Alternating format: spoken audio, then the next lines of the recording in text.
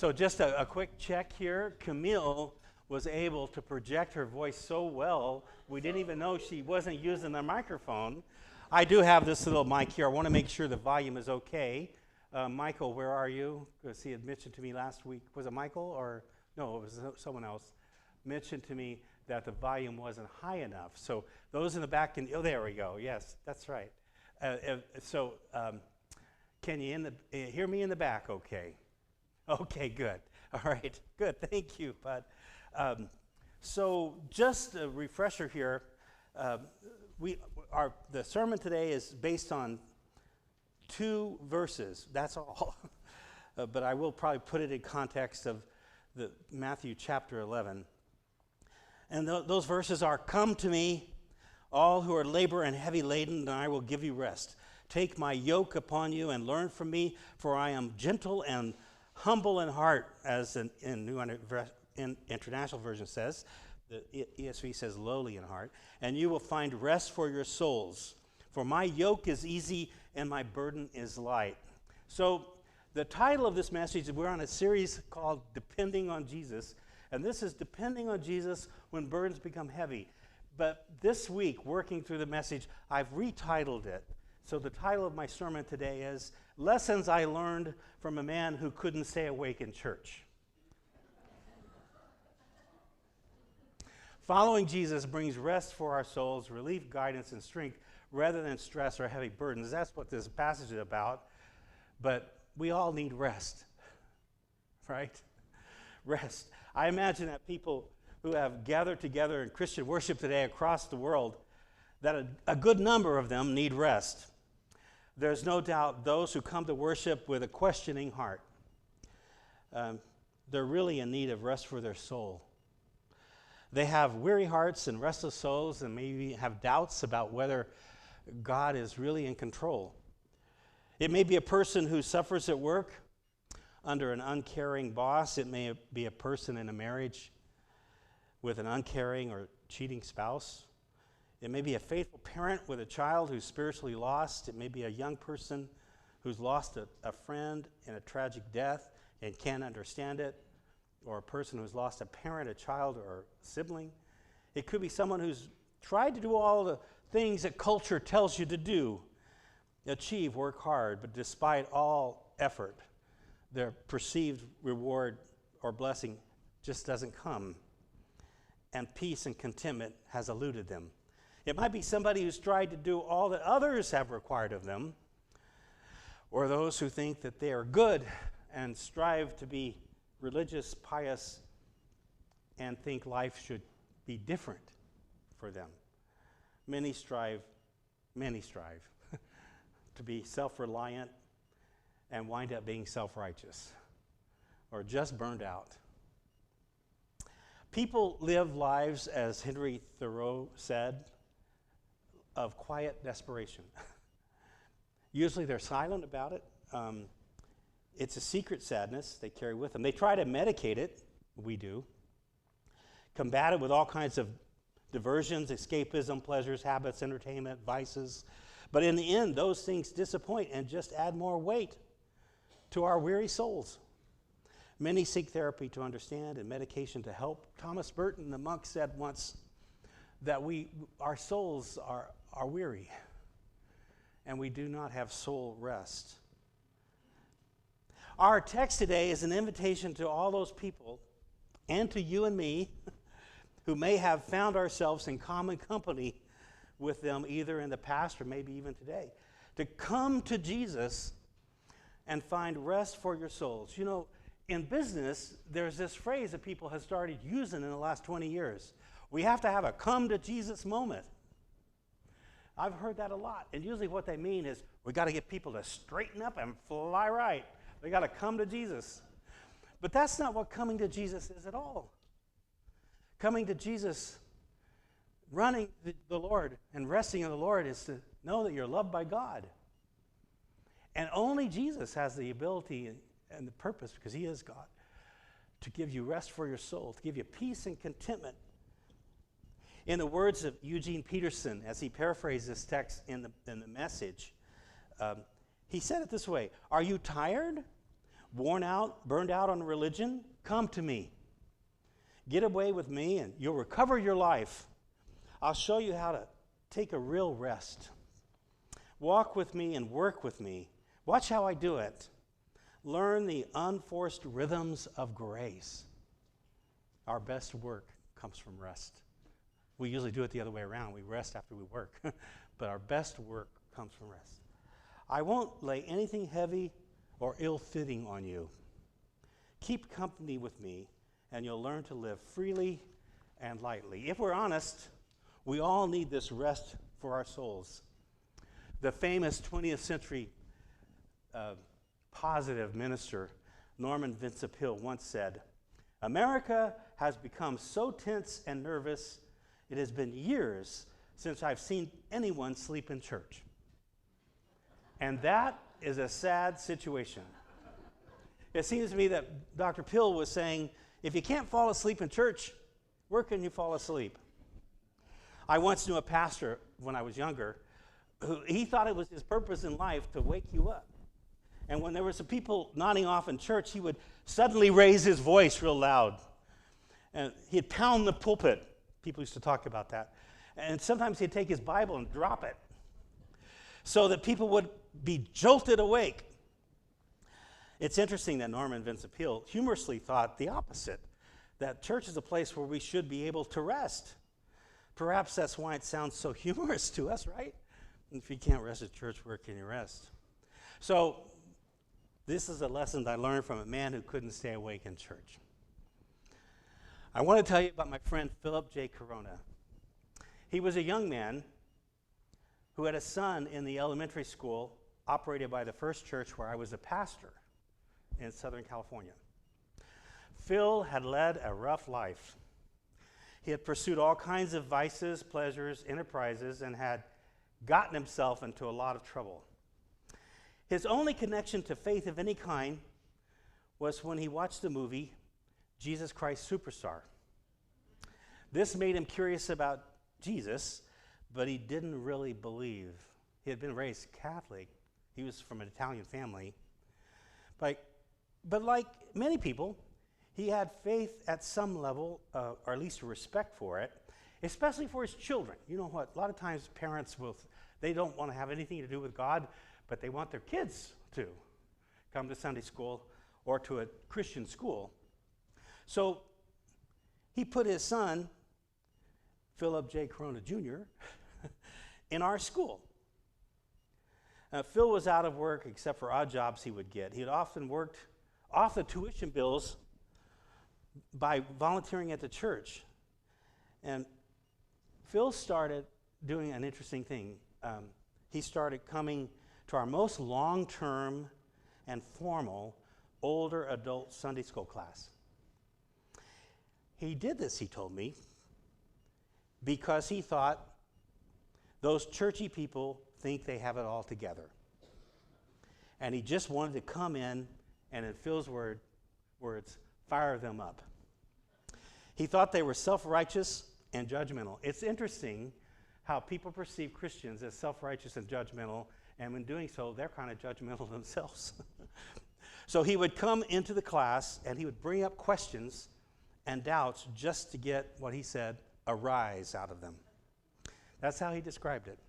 The interesting thing about what happened to Phil, though, was in all of his efforts to challenge these Christians, he actually met Jesus. He encountered Jesus. He didn't intend to do it, but it happened. On a human level, it seemed like an accident, but it really wasn't. God found Phil. And this is the way it happened. His son was diagnosed with a serious condition that threatened his eyesight. Phil was desperate. He lived for his kids. He asked the Bible study members, me and the school staff, to pray, and this is how he called it, for the boy, as he called him son. His son recovered. Because of this, Phil was so grateful, so relieved, he gave his life to Christ, and he began coming to church every Sunday to worship. I can still visualize where he sat. Our church was designed like a cross. It had a center section with pews, and 2 wings, and the wings were furnished with folding metal pews that were very uncomfortable. So nobody sat in the wings. They only sat in the middle. But Phil would come to church, and this church was low ceiling. It was in the warm Southern California, Los Angeles, and had no exterior windows. We had a couple of stained glass boxes that we would plug in to light the church. And it was, in those days, before we remodeled the church, before we made a lot of changes, it was very dark, and the music was very quiet. We had an organ and a piano. Organist played very softly. And it was always warm there. We had air conditioning, so it was very cool, dark, soft music. And Phil would sit over to my right, which would be the left side of the church. Nobody would be over there because it was hard to see the platform or the chancel from there. And he'd sit over there, and he'd come into church with a pair of big Bermuda shorts. He was about 6'4", and a very large straw hat, and a T-shirt that said "I love Jesus" with a big heart. He almost wore that every Sunday. And he would sit off to my right, and about halfway through the service, he'd be fast asleep. And he'd drape his body over 2 or 3 chairs. I mean, he was really sleeping, And after about a month of that, I had a good relationship with Phil, was trying to mentor him and help him and walk alongside him. And I said, Phil, it kind of bothers me. You always fall asleep in church. Am I that boring? And he said, well, Pastor, just think about it this way. He says, all week I'm running. I got a lot of people I owe money to. I've made a lot of people mad. I have a lot of enemies, and I'm running all the time, all week, just trying to catch up and stay out of trouble and avoid problems. I'm always looking over my shoulder. I've done some bad things, and I'm trying to straighten it all out, but I'm running all week. So I come to church on Sunday, and it's quiet in there, and it's cool in there. All the people in there are kind to me. They were a little suspicious of him sometimes, and that's why he set off by himself most of the time. And he said, and you love me? And I said, yeah, I do. And he said, so I fall right asleep. I just can't help it. I fall right to sleep. After hearing that, it was a whole new take on this. It wasn't about me being entertaining or a great preacher or people falling asleep because I bored them to death, it wasn't about me. It was about him feeling that he was safe and that he was loved and that finally he could lay his burdens down and just relax in the love of the Lord and rest. I learned that lesson from Phil.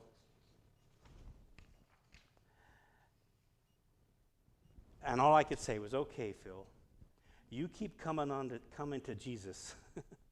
And if you can finally relax enough to fall asleep, I think he understands.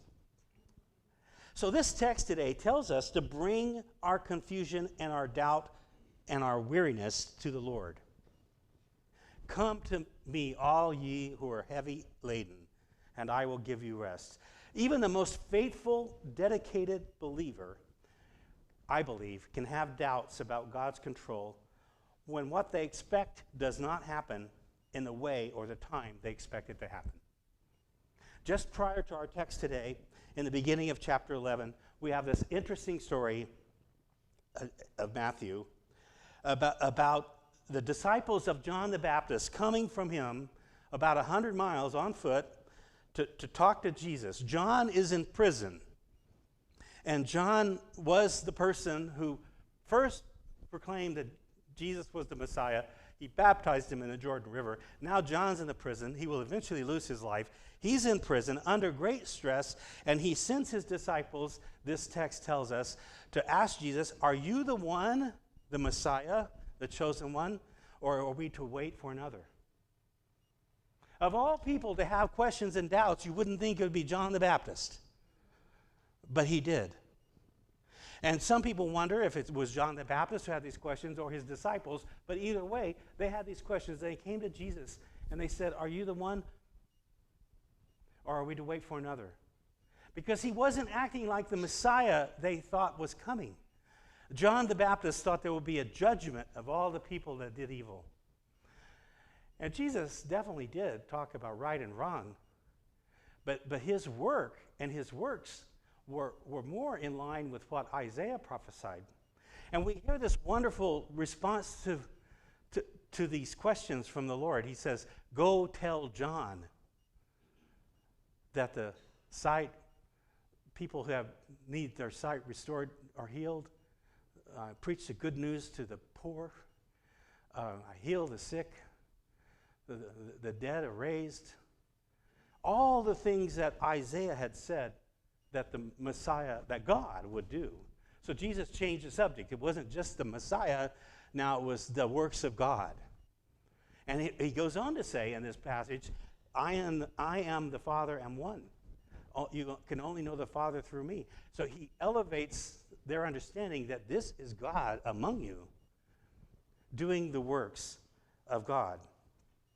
Jesus reassured John's disciples that he was doing God's work that was prophesied by Isaiah. The blind receive their sight, the lame walk, lepers are cleansed, and the deaf hear, and the dead are raised, and the poor have the good news preached to them. Jesus welcomes the confused, the doubting, the distressed. He reminds them of his identity, who he is, and what he's done. And then beginning in chapter 11, preceding our verse here, we start to get the sense that people are beginning to question who Jesus is. This starts with John's disciples, but it continues into the chapter to chapter 12 from the religious leaders of the day. Jesus confronts them about misunderstanding him and misunderstanding John the Baptist. And there's a section of scripture here in verses 20 through 24 where he talks about John the Baptist. Who did you come out to see? Someone that just entertained you? No, he was a prophet. And he elevates and talks about John the Baptist, even though John had these questions about him. Then, as he moves on, he confronts cities, these cities that are mentioned in chapter 11, which witnessed his mighty works, but they remained unrepentant. Jesus then, at the end of those hard words to those cities, extends one of the most gracious invitations found in the Gospels. Come to me, all who labor and are heavy laden, and I will give you rest. Trying to live our lives on our own without God's help and leadership will leave us all laboring and heavy laden. He invites us to come to him, and he will give us rest. True rest comes when we join Jesus, not when we just accept him as in faith, not when we just identify with a church or a theology or think that I'm a Baptist or a Methodist or a Presbyterian or a Catholic. No, true rest comes when we actually commit to Christ. Jesus invites us to take my yoke up on you and learn from me, for I am gentle and lowly in heart, and you will find rest for your souls. For my yoke is easy and my burden light. This sounds like a paradox, right? Take my yoke upon you. I thought you were talking about rest. And a yoke is a big wooden harness that they would use to put two oxen together, or a team of oxen together. And the interesting thing about the yoke is that the carpenters would measure the height of the oxen. They would measure their shoulders, and they would make a yoke that fit just that animal. They did this so that the yoke would fit, and that it wouldn't cause a burden or chafe or be difficult. And then they would yoke matched animals together. And one ox might be able to pull a lot of weight, but they couldn't pull all the weight. But two could really work together. And Jesus says, take my yoke upon you, for my yoke is light and gives you rest. True rest comes from accepting the yoke that Christ offers. Why is that? Because Jesus is right with us, helping to carry the load. It makes the work a lot more possible. It makes it possible to walk with the Lord. We can't do it by ourselves. When we walk with the Lord, he carries the burden, and his yoke is light. My dad had a 1965 Chevy pickup. We used it for work. We did all kinds of things in that truck. It had a problem with its transmission, though. And I found out that 1965 Chevy pickups have a chronic problem with their transmissions. The bushings wear out, different things wear out, the linkage wears out. And there is I want to say it right, those of you who are really car people would probably correct me, but there was a linkage, and I think it was a steering linkage, that would sometimes jam up. And the truck, it's a 3-speed on a column, would get stuck between gears, and we could go nowhere. We were done. And I was little and skinny and had to work with my dad every day of my summer vacation. And he would pull over and say, all right, get out of the car, get under the truck. And I'd climb under the truck on my back and kick the linkage. And then it would get back in gear. You know, sometimes in life, we don't take the yoke. You know, we're unyoked. And you know, people like that, maybe you've been that way. We go on our own way, and we just don't know what our purpose is. And we look for this in this way, and we look for this in that way, and we just don't get anywhere, spin our wheels. And we're not in gear, we're not engaged with the person who created us, with God, which is what we were meant to be, yoked with God. We were meant to be in a relationship with God. Genesis, in the book of Beginnings, says it's not good for man to be alone. You should be in relationship with one another, and ultimately in relationship with the Lord. But sometimes we're just not yoked at all. And like my dad's 65 Chevy, we're stuck, and we're not getting anywhere. And you know, my first car was a manual transmission, and when I'd stick my little Volkswagen Beetle in neutral, you could push that car anywhere you wanted to go. Others could push it. My friends often did. I'd put it in neutral and they'd shove me all over the place. And I always thought, but when I'm in gear, they can't do that. So what Jesus is saying to me today is that it's a paradox, Rick, but true peace comes when you accept my yoke. You think you're tired now? I'll give you my yoke, more work.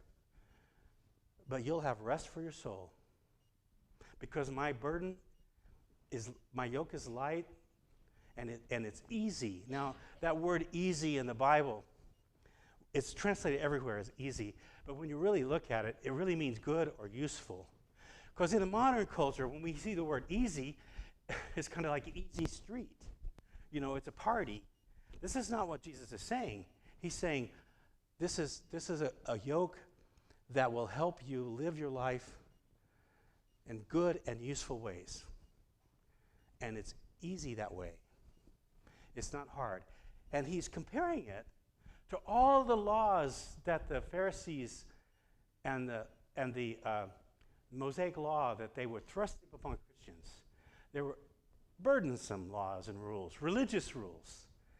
And he said, compared to them, my yoke is easy and my burden is light.